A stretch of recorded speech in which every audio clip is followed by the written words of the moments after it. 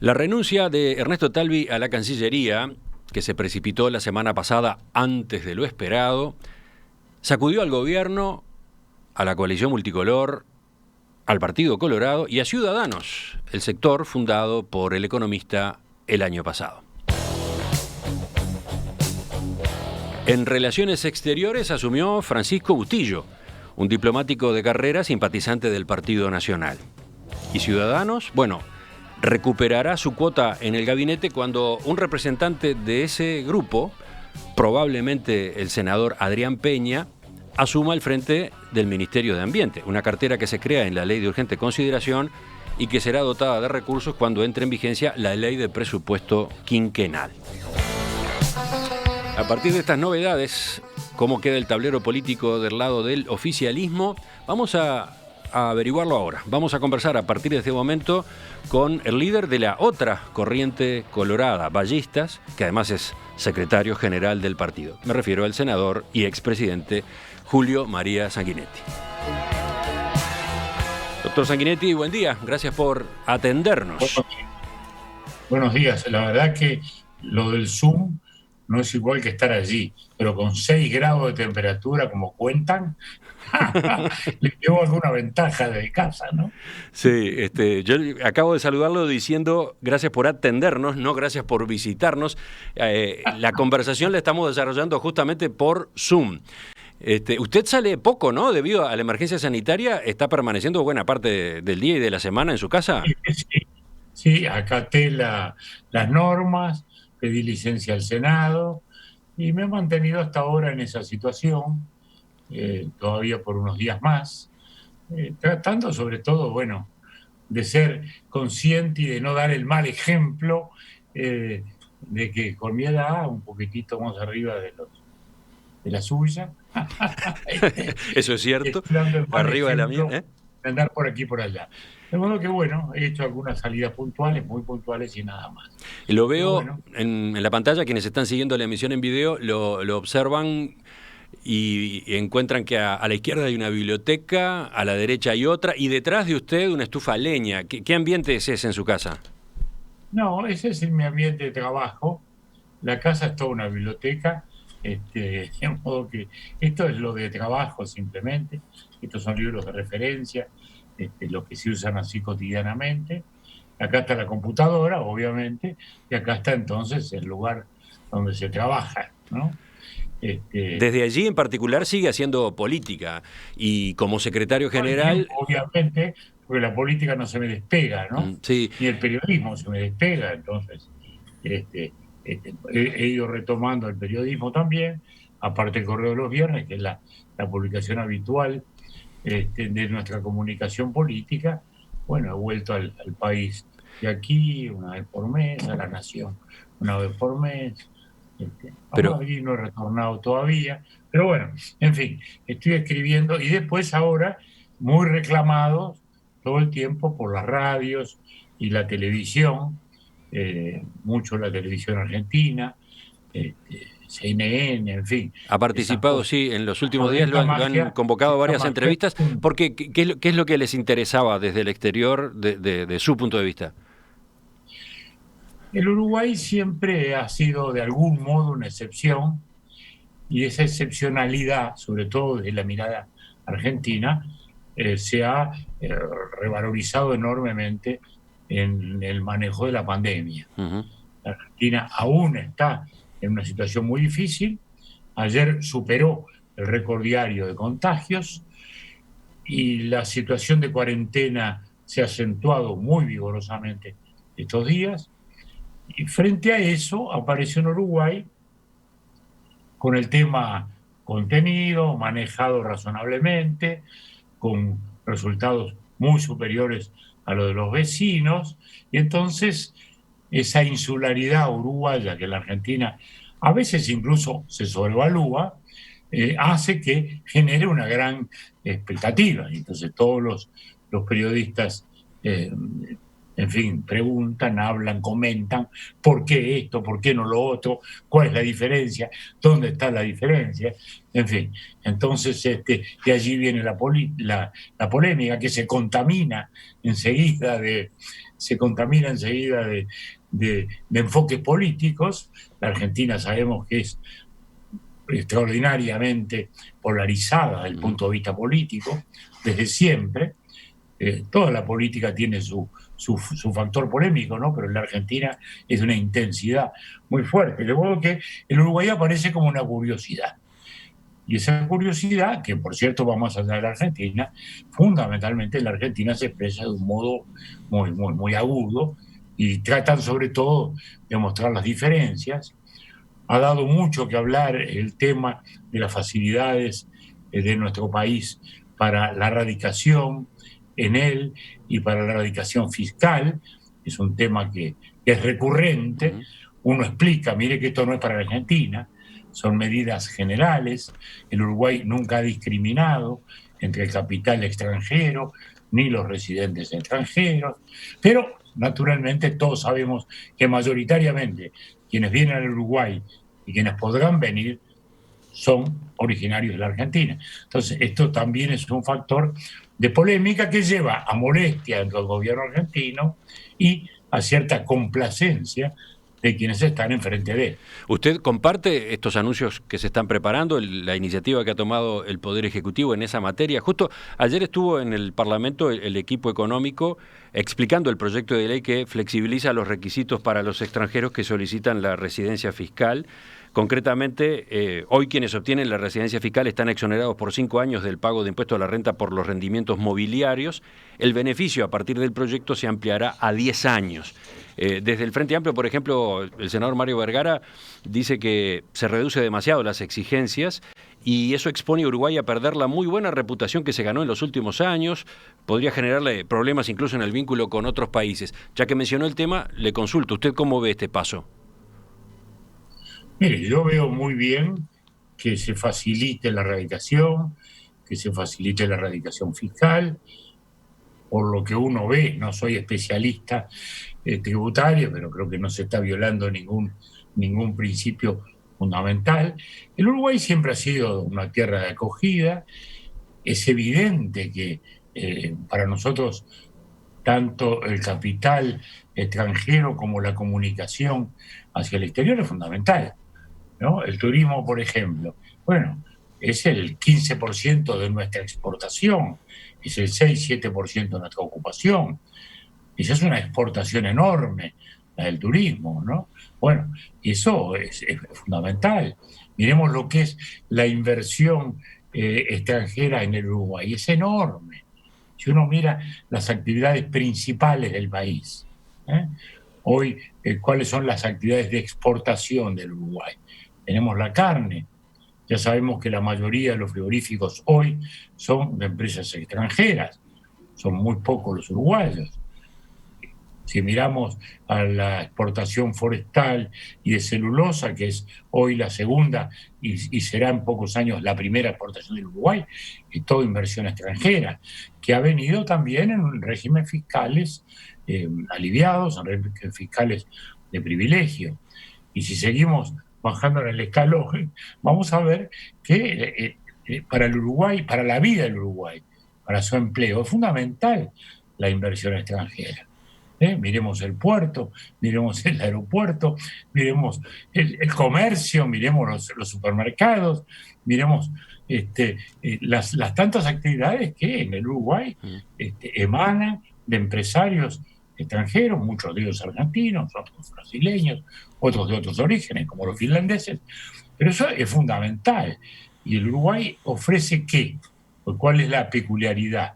Bueno, fundamentalmente estabilidad jurídica, que es de algún modo lo que los argentinos privilegian y lo que los inversores desde más allá privilegian también al Uruguay frente a la Argentina. Usted resaltaba que estas medidas están planteadas en términos generales, no solo para los argentinos. Pero, ¿cómo observa el hecho de que del lado argentino se las vea, o en una parte del gobierno, de determinados sectores del espectro político, se las vea como una, en fin, no sé, como una mojada de oreja, como algo delicado en el vínculo entre los dos países. Yo diría que desde el lado del gobierno no me extraña que así lo sientan, porque esto refleja una corriente que se advierte en el país de tendencia incluso hasta mudarse al Uruguay, ¿no? Eso uno lo oye, es un repentino, usted lo dirá como periodista, yo también lo oigo constantemente en el contacto con el mundo periodístico, con el mundo político. Hay una tendencia muy fuerte que supone naturalmente una crítica, conlleva una crítica a la situación argentina. Sí, sí, es una tendencia que se acentuó el año pasado después de las PASO, de las primarias en Argentina, cuando quedó claro que Alberto Fernández iba a ser el ganador en las elecciones nacionales, ¿no? Exacto, molesta. Es natural que de algún modo el gobierno sienta esa molestia, sienta que es algo crítico de algún modo a la situación del país. Se ha acentuado también en los últimos 2 meses en función de la pandemia. Es decir, el modo como ha operado el fenómeno aquí y allá lleva a que la gente mire admirativamente en Uruguay y que haya mucha gente, la que tiene posibilidades de pensar en, bueno, radicarse más en Uruguay. Sabemos muy bien que infinita cantidad de apartamentos y de casas en toda nuestra zona este son de argentinos, de gente que de algún modo piensa en eso. Y bueno, esa es una tendencia muy fuerte que se aprecia. Yo diría que si hoy se levanta la barrera, nos tapa la avalancha argentina. También así se nos va a venir el lío, ¿no? El problema sanitario. Pero el hecho es que es así. ¿Cómo se maneja el punto de equilibrio en la relación con Argentina a partir de este tema que pasa a ser delicado en el vínculo? Siempre hay que tener un punto de equilibrio, por eso siempre estamos insistiendo constantemente en esa idea. Señores, esto no es para la Argentina. La prueba está que los mayores inversores incluso no son específicamente argentinos. Caso de la planta de celulosa, que son las inversiones más grandes que el país ha recogido últimamente y que vienen de un origen tan remoto geográficamente. La pregunta es si en Argentina o en el gobierno argentino aceptan esa explicación, ¿no? Si se convencen, si les resulta suficiente enterarse de que la medida es general, ¿no? Bueno, todos saben que es así. Todos saben que es así. ¿Por qué el gobierno argentino sigue luchando por no caer en el default? Porque saben muy bien lo que se pagó el default anterior. El primero que lo sabe es el presidente Alberto Fernández, que fue en su tiempo jefe de gabinete en los tiempos de la doctora Kirchner. Luego se distanciaron porque fue muy crítico de muchas medidas del gobierno, y es el primero que sabe muy bien lo que le costó a la Argentina aquel default, por ejemplo, y lo que le sigue costando, porque así como cuesta mucho tiempo construir la credibilidad, construir la garantía de la estabilidad, también esa se pierde rápidamente. Entonces aquel famoso default con el Parlamento cantando el himno, en el momento que se declaraba la quiebra del país, saludando y celebrando, ¿no?, que habían defraudado a los acreedores, que los habían dañado. Bueno, aquello fue una imagen nefasta para Argentina, que luego perduran esas cosas. Luego perduran. Le costó mucho a la Argentina salir de eso. Por eso mismo hoy está haciendo un gran esfuerzo el gobierno, evidentemente, en condiciones económicas difíciles, para no volver a caer en eso. Y ese es el tema. Entonces, siempre se mira al Uruguay desde otro ángulo. El gobierno argentino, por cierto, que es consciente. Enseguida, después de esta pausa, venimos a los temas de acá de nuestro país, a los temas de la política, por ejemplo, en clave de coalición de gobierno y del papel del Partido Colorado en esa coalición.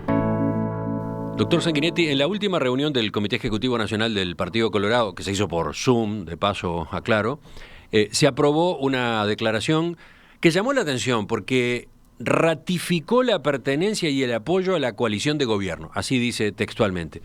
¿Por qué era necesario salir con ese pronunciamiento? la salida del gobierno de quien fue el candidato presidencial del Partido Colorado y la figura electoralmente más importante del partido, al salir de la Cancillería y a salir, como fueron las circunstancias, generando, como era natural, una enorme presencia de medios, de análisis, de debates, de consideraciones, podía de algún modo instalar una sombra sobre lo que es nuestra pertenencia y compromiso con la coalición. Por eso planteamos el tema, yo mismo planteé personalmente el tema y me parecía que lo compartieron los compañeros, era oportuno decir, aquí, desde el punto de vista coalición, no ha pasado nada, desde el punto de vista coalición, estamos tan firmes como el primer día y eso, digamos, aventa cualquier nube que pudiera aparecer en el horizonte como una grieta, una resquebrajadura. Ese fue el sentido y creo que la gente lo entendió así y de algún modo era un mensaje tranquilizador. Talvi no solo renunció de determinada manera, ¿no? De un día para el otro y con un distanciamiento claro con respecto al presidente de la República. Por ejemplo, según informó Búsqueda en la penúltima edición, en su discurso de despedida en la Cancillería, Talvi dijo que en las horas previas había sufrido una campaña de enchastre y que lo habían renunciado. Este clima, Talvi, la calle Pou, ¿cómo incide en la marcha del gobierno y de la coalición? Esas circunstancias han sido muy comentadas. Desde el punto de vista de la coalición, no hay cambios, lo hemos dicho todos, lo ha dicho la autoridad partidaria, lo decimos los dirigentes, los hechos están allí, pero la situación de la coalición sigue igual. Eso lo entiendo, pero hay un frío en el vínculo Talvi y la calle Pou. ¿Queda encapsulado ahí? ¿Puede pensarse que quede encapsulado ahí el problema y que todo lo demás en la relación Partido Colorado-Gobierno funciona igual? La relación del partido sigue exactamente igual. Los temas personales juegan en otros ámbitos. Lo mismo pasa a la interna del partido, que tantas veces nos preguntan, y yo digo que los temas personales no hacen a la vida pública. El partido como colectividad, como institución, como ADN gubernista que tenemos tan adentrado los colorados por nuestra historia, nos lleva siempre a esa actitud constructiva, en eso estamos. En el caso de la coalición, además, y acá hago una breve referencia personal, usted sabe que desde hace 2 años, usted es testigo porque hemos estado muchas veces comentándolo, desde mayo del 2018 en que largamos el tema, hablamos en aquel momento con los doctores Larrañaga y la calle Pou, y tratando de instalar la idea que se instaló, el debate, en fin, todo lo que conocemos. Y luego el éxito que ha tenido la coalición como fenómeno electoral y el éxito además que está teniendo como gobierno, porque eso es lo más importante, porque la coalición llegó al gobierno y a los 10 días hubo que cambiar todo el libreto, se puso a prueba a un gobierno como se ha puesto a prueba a todos los gobiernos del mundo. Hay que mirar esto en perspectiva. Un gobierno que recién entraba, le viene una crisis universal que ha llevado a situaciones críticas a países tan relevantes como Estados Unidos, o Inglaterra, o nuestro medio Brasil y Argentina, ¿no? Y nuestro gobierno ha salido intacto, con un manejo eficiente de la pandemia y con un manejo eficiente de la vida política. La prueba está que se terminó de aprobar la ley de urgente consideración que definió el gobierno como prioridad política e institucional y programática de su gobierno. Es decir, que estamos a solo 4 meses y esto ha sido, indudablemente, lo tenemos que medir como tal, una demostración de eficacia política, si no se quiere usar la palabra éxito, porque eso es muy corto el lapso, pero en todo caso, esto es muy relevante. Ahora, esto un gran valor a cuidar. Ahora, Y lo vamos a cuidar de todas maneras, de eso no tenga la menor duda. Ahí está. Sí, sí, lo que usted dice es claro, es comprobable. Pero a partir de esta situación de estos días se abren interrogantes, porque tenemos al líder del sector Ciudadanos, el que triunfó en las elecciones internas del Partido Colorado, el mayoritario dentro del partido, el que fue el candidato presidencial, que tiene con el presidente de la República la relación deteriorada. Hay hasta una cosa de desconfianza. ¿Quién filtró los detalles o lo que se habló en aquella reunión entre ellos dos, que fue una reunión entre solo dos personas, en la que él manejó la posibilidad de alejarse más adelante? Ahí empezó la cosa de la desconfianza o algo así. Y por otro lado, ese mismo dirigente político, con usted, que es el líder del otro sector colorado, tampoco habla. O sea, con la calle Pop creo que habla, pero hay una cosa rara en el vínculo. Con usted directamente no habla. Entonces, ¿cómo se funciona en esos términos? Se funciona institucionalmente, el partido funciona institucionalmente, tiene su autoridad, en el comité ejecutivo actuamos así, en la vida parlamentaria actuamos así, y los factores personales, como decimos, están en ese terreno, por eso mismo personalmente no los he comentado a lo largo de estos meses, no los comento ahora tampoco, simplemente digo que el partido se siente muy comprometido con esto desde el inicio del debate sobre este tema y así vamos a seguir. Por ejemplo, Talvi ha declarado varias veces... Así vamos a seguir. Talvi ha declarado varias veces que fue un error la decisión que adoptó después de ganar en las internas cuando le ofreció a usted el cargo de secretario general del Partido Colorado. ¿Cómo le caen esos comentarios cuando los escucha? Como dice usted, los encapsulo. No hago comentarios. No hago comentarios porque creo que las diferencias de tipo personal, las sensibilidades personales, hay que dejarlas afuera del gobierno. No, pero a ver, en definitiva, en definitiva pero ahora voy al Partido Colorado. En definitiva, usted está ocupando un cargo que tal vez no debería haber ocupado, porque él ahora entiende que no debió, como ganador que fue de la interna, no debió haberle ofrecido ese cargo. Entonces, ¿cómo se siente en ese cargo, en estas condiciones? Yo me siento siempre bien adentro de cualquier cargo del partido. Es la tercera vez que soy secretario general del partido, cumplo mi función y la seguiré cumpliendo. De modo que, vuelvo a decir, lo personal, los comentarios personales, no lo comento, no lo contesto, esa es mi contribución a la vida del partido, lo siento como un deber personal, mi larga trayectoria en la vida del partido, me impone ese deber de responsabilidad. Y por eso es que he guardado silencio frente a todos esos comentarios y apreciaciones, y así lo seguiré haciendo. El año pasado cuando se ponía en marcha la elección interna dentro del partido, Talvi dijo aquella frase que ya fue muy revulsiva: mi problema no es con el doctor Sanguinetti, mi problema es con el sanguinetismo o con dirigentes que acompañan a Sanguinetti en su sector, ¿no? Cuando no, sí. Usted recuerda aquella historia. Ahora no, ahora por lo visto... Esas son las cosas que deliberadamente no he comentado. Bien. Y no voy a comentar. Ahora sí, ahora la cosa es con Sanguinetti. La cosa no es con los sanguinetistas, sino con Sanguinetti directamente. Mi pregunta es, ¿cuánto incidió la negativa de Talvi a que su hijo, Julio Luis Sanguinetti, ocupara un cargo en la Comisión Administradora del Río Uruguay? ¿Ese fue un factor determinante en este cortocircuito?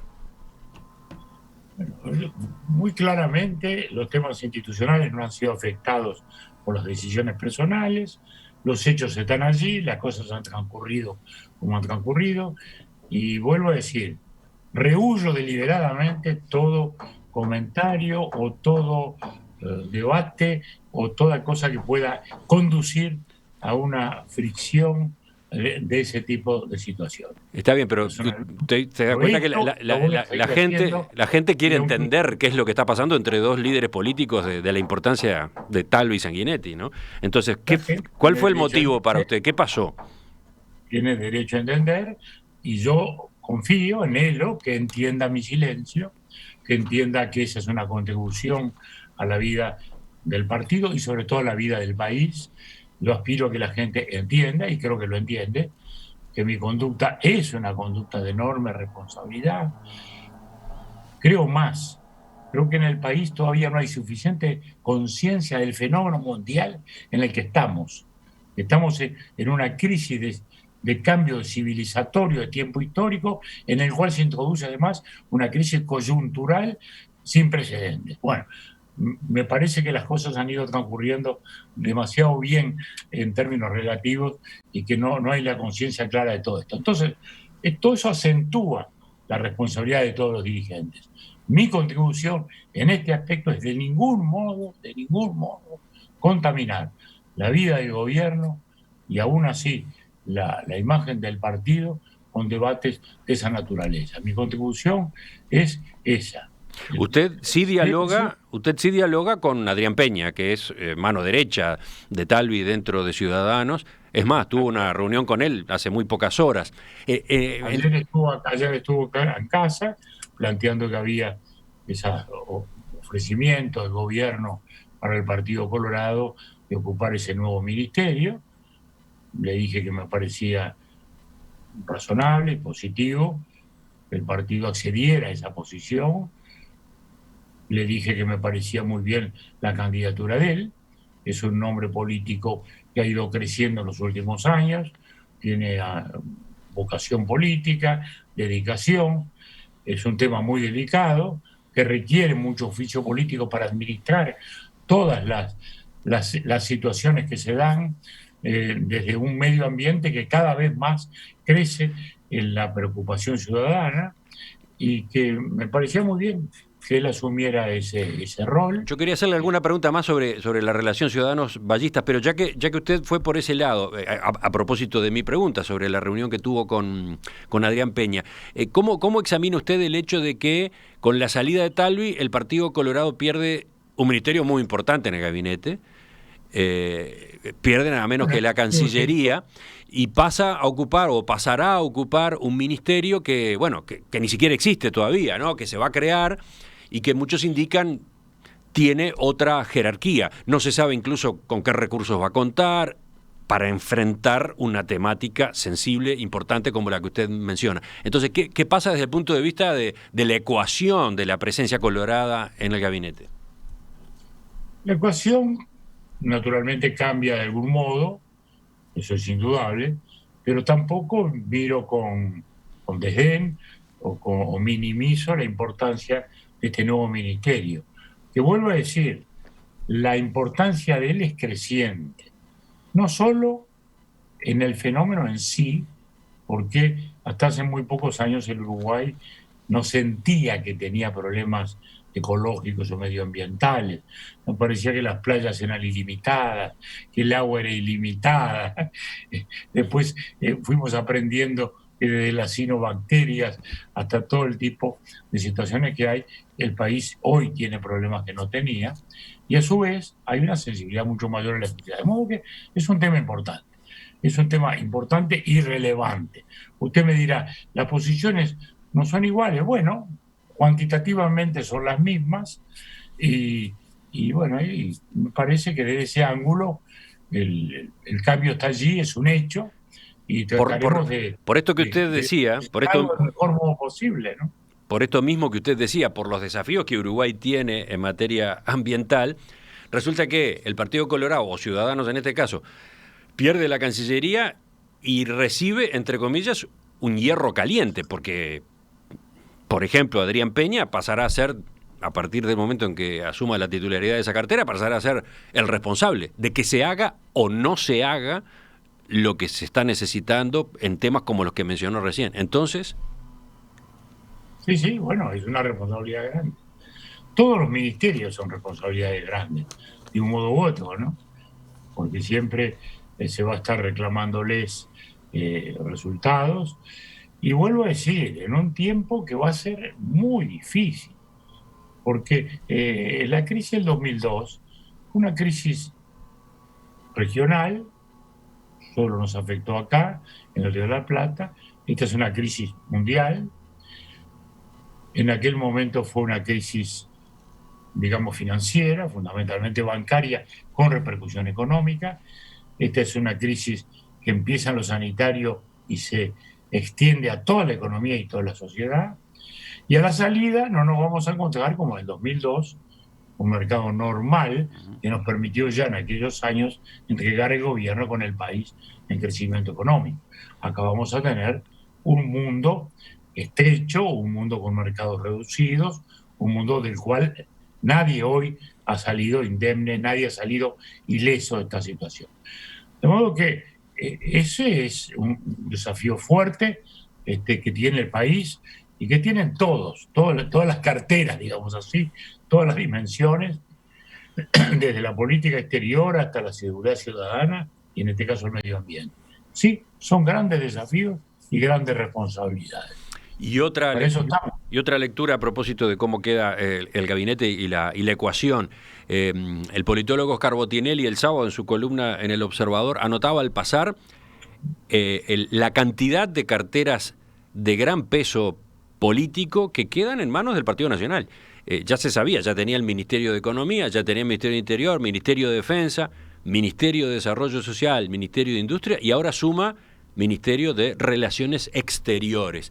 ¿Eso cómo lo analiza usted?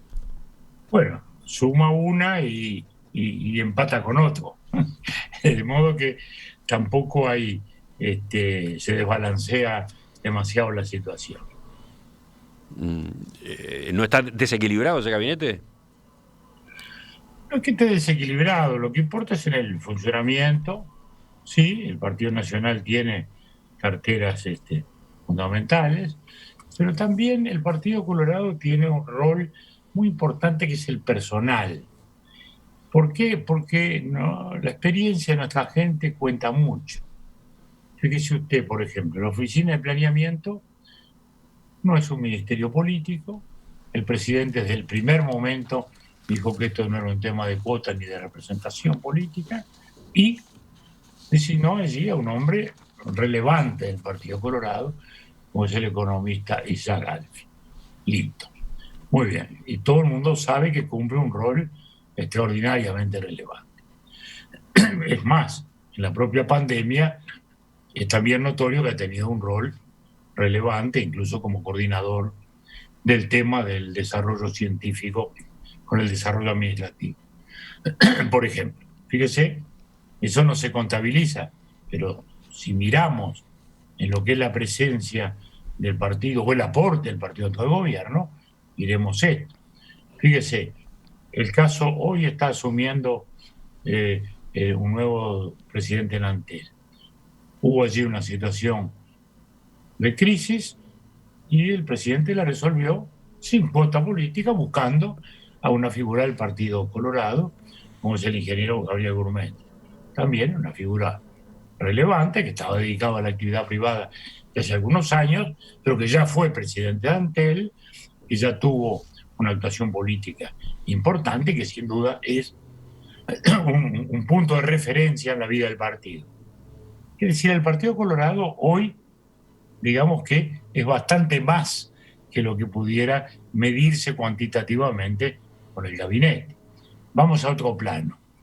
No hay duda que, así como la seguridad ciudadana es una prioridad, la educación es la mayor prioridad que el país tiene, no solo en el corto, sino en el mediano plazo, en la perspectiva.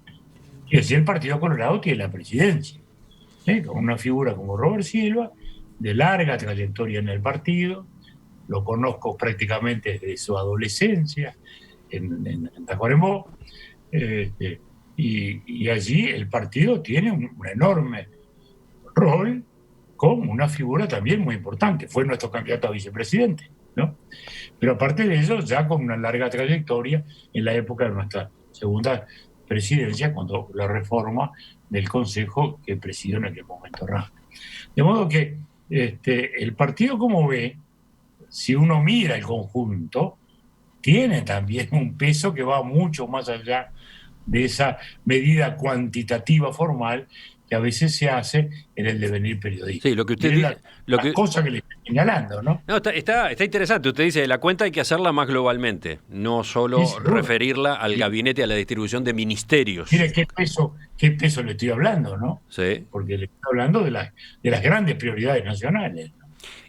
A propósito de Robert Silva y de la ANEP, el comunicado que emitió el Comité Ejecutivo Nacional del Partido Colorado esta semana justamente aludió a esto. Tenía un párrafo que decía: se analizó la situación de la educación, la relevante labor que viene realizando desde la presidencia del CODICEN el doctor Robert Silva y la necesidad de acompañar su gestión en el debate nacional. El Partido Colorado tiene en la materia una larga tradición reformista que se encaminará necesariamente una vez superadas las alternativas de la pandemia. ¿Por qué hicieron este planteo? ¿Por qué pusieron este punto en el comunicado?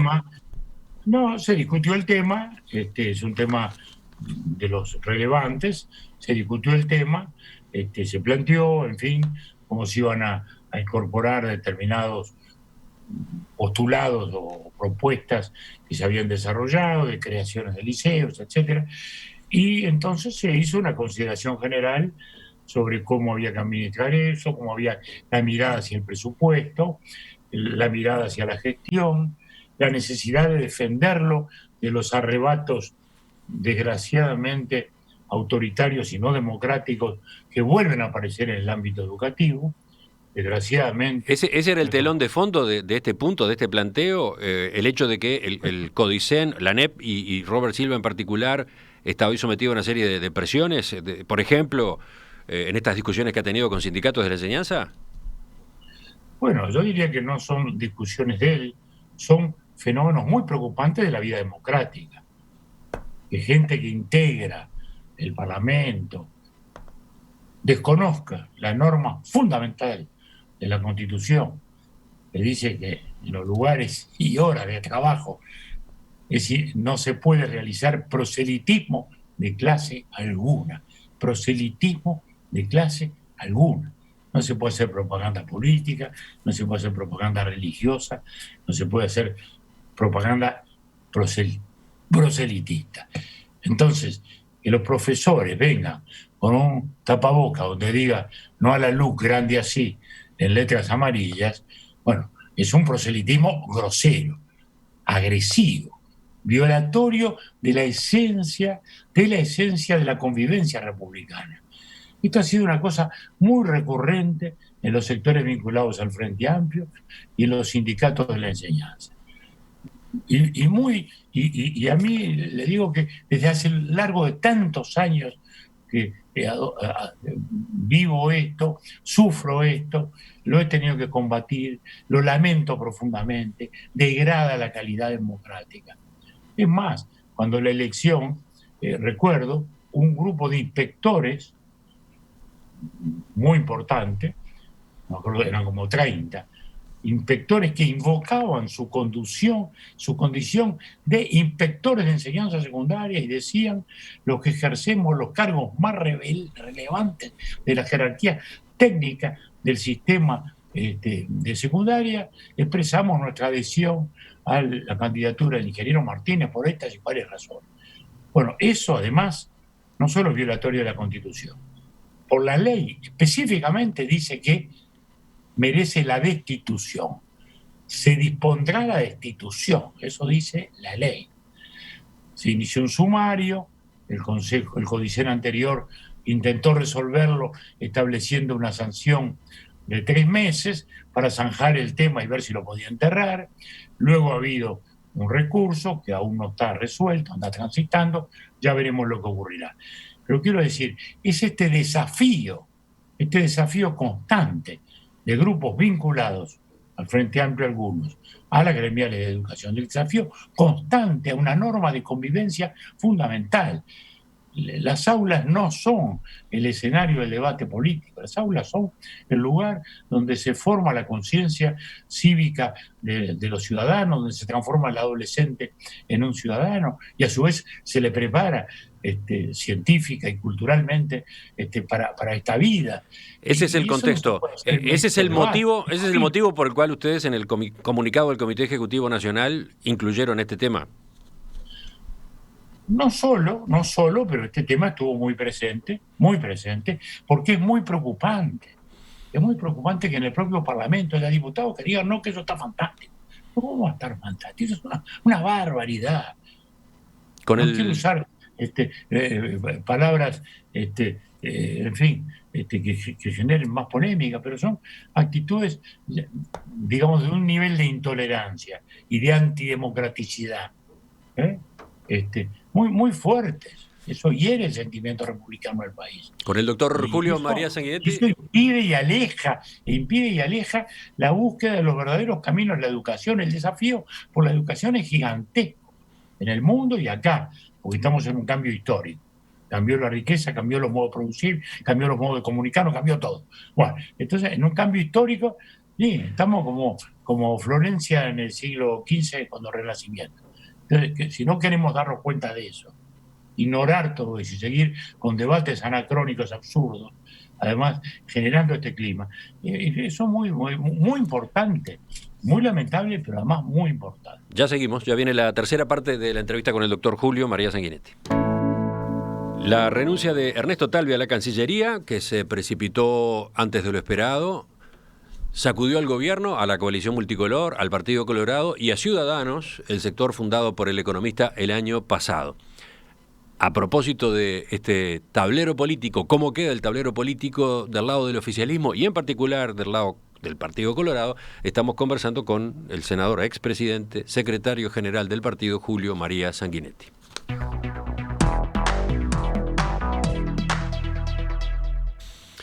Doctor Sanguinetti, me quedaban algunas preguntas a partir de lo que estuvimos charlando hace unos minutos. ¿Cómo define la situación interna del Partido Colorado? Parece que no es un partido, sino la suma de dos movimientos. Por un lado ballistas y por el otro ciudadanos. ¿Cómo defiende usted una fragmentación así, tan fuerte, en el principal socio político de esta coalición? La historia muestra que siempre hubo tendencias en todos los partidos y el nuestro también. Cuando yo irrumpí a la vida política éramos la 15 y la 14.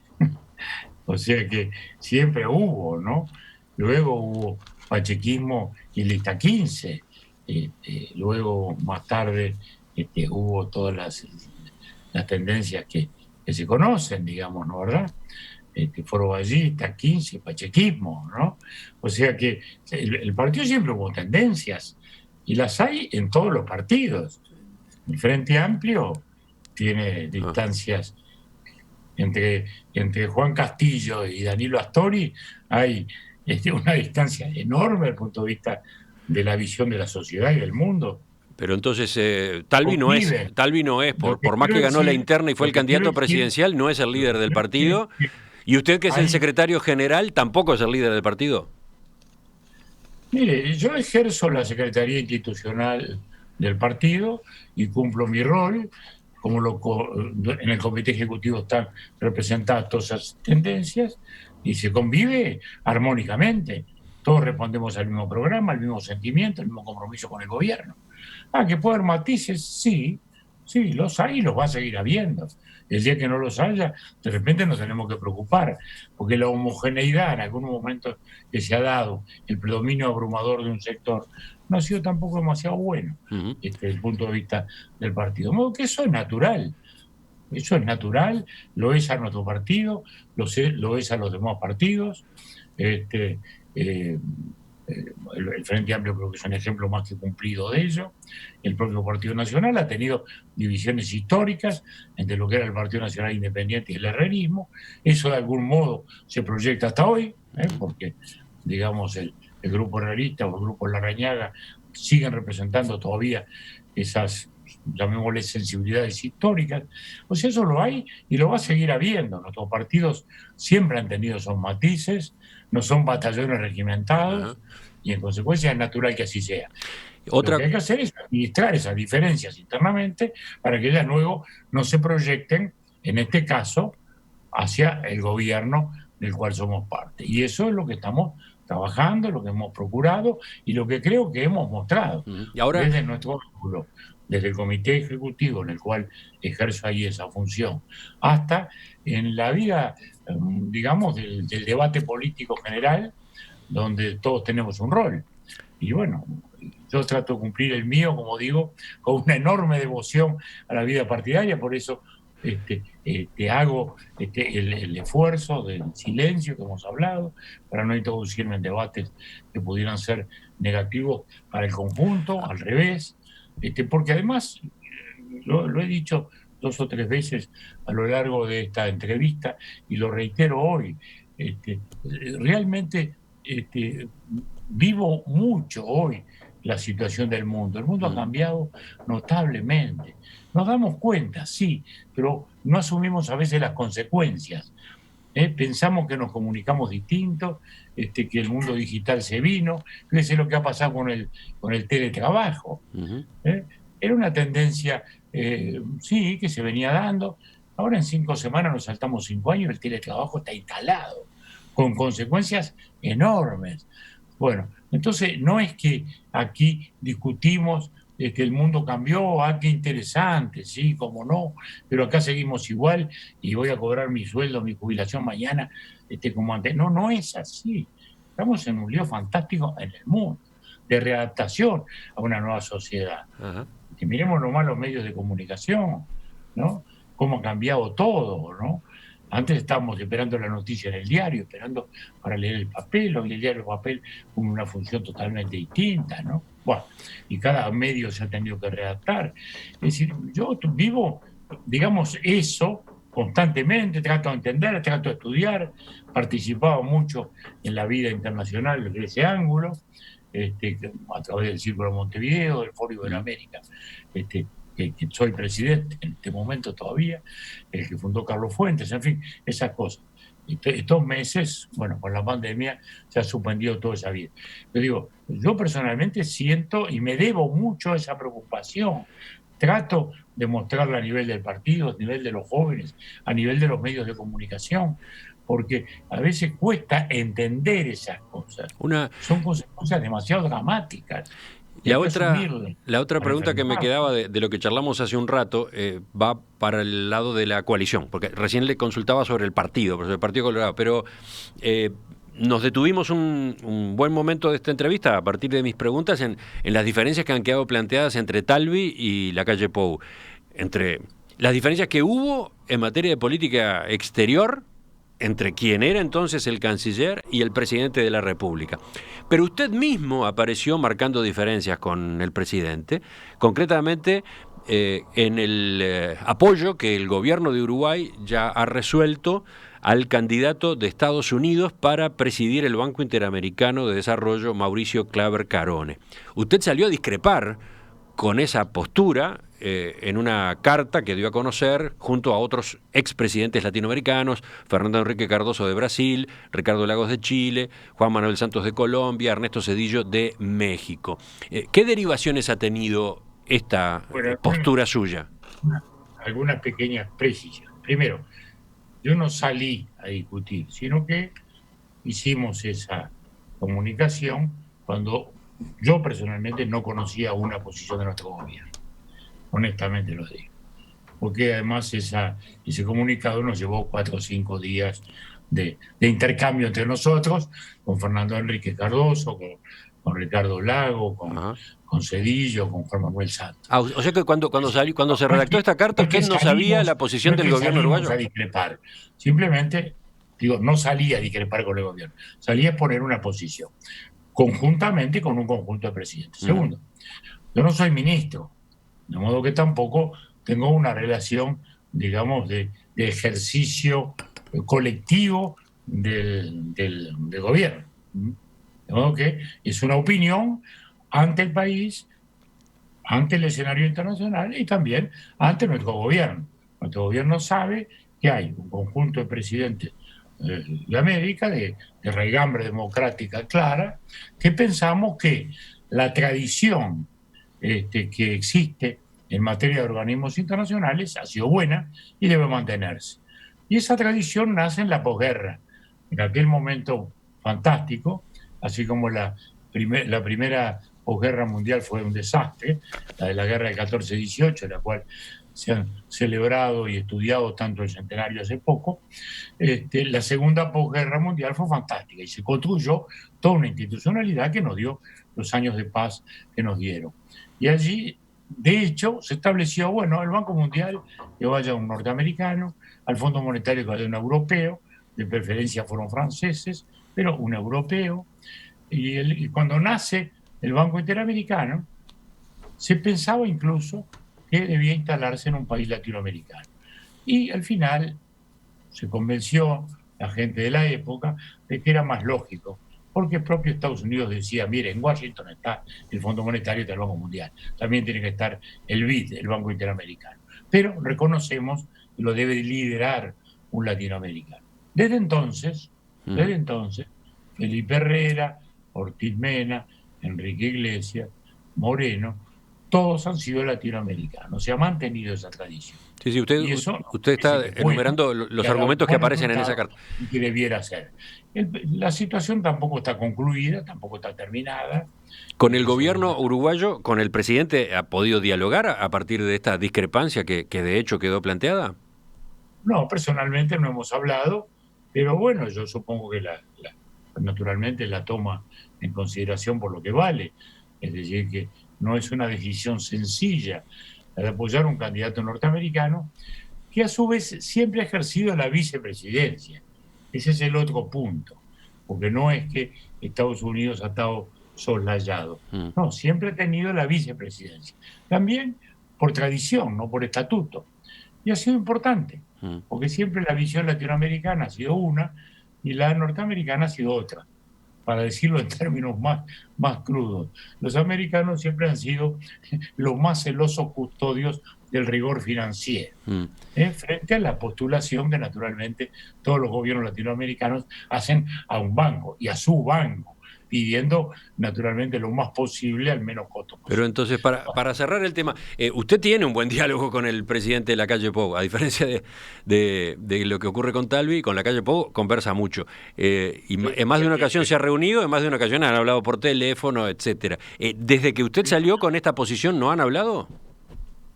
De esto no hemos hablado de otras cosas. Hablaron, pero no de esto. No, de esto no. Ajá. De esto no. ¿Cabe la posibilidad? ¿Puede el gobierno de Uruguay todavía revisar su posición? Vamos a ver cómo sigue, porque estas son negociaciones que se dan, que se conversan, que se discuten. Fíjese que hay muchos cambios. Ajá. Sin ir más lejos. ¿Quién hubiera pensado hace 4 o 5 meses que López Obrador iba a estar en Washington como estuvo anteayer, ¿no? Y rodeado a su vez de la flor y nata del empresariado mexicano, ¿no? Bueno, o sea que la vida internacional y las necesidades del mundo, como hablábamos hace un rato, imponen cambios. Bueno, esto del BID, anhelo que todavía pueda tener algún cambio en el intercambio que necesariamente se da de opiniones, porque también creo que hay gobiernos latinoamericanos que piensan lo mismo que nosotros, que no sería bueno quebrar esta tradición. De modo que ya se verá todavía. Doctor Julio María Sanguinetti, le agradezco su atención a esta comunicación esta mañana, le agradezco su participación en Perspectiva y bueno, volvemos a conversar en cualquier momento. Bueno, gracias a ustedes como siempre. Un abrazo. Hasta pronto.